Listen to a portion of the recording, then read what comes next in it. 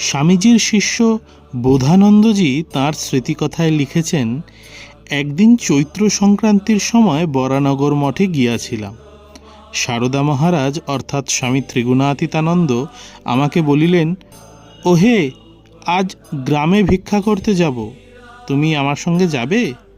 আমি স্বীকার করিলাম। সিঁড়ি দিয়া নামিবার পর তাহার হস্তস্থিত একখানি গেরুয়া কাপড় আমাকে পরিতে এবং সাদা ধুতিখানি খুলিয়া পুটলি পাকাইয়া এক কোণে রাখিতে বলিলেন। আমি তাহাই করিলাম। ওই দিন আমার গেরুয়া কাপড় পরা আর কোনো স্বামী দেখেন নাই। আমরা সিথির দিকে গিয়া 5 বা 7 বাড়িতে ভিক্ষা করিলাম।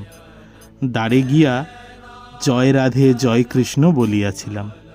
মঠে ফিরিবার সময় বরাহনগরে সর্বমঙ্গলা দর্শন করিয়া আসিলাম। মঠে ফিরিয়াই সিঁড়ির নিম্নে গেরুয়া কাপড়খানি ছাড়িয়া আবার সাদা ধুতিখানি পরিলাম। তারপর দুজনে ওপরে উঠিয়া শশী মহারাজ প্রভৃতিকে ভিক্ষা করার কথা বলিলাম।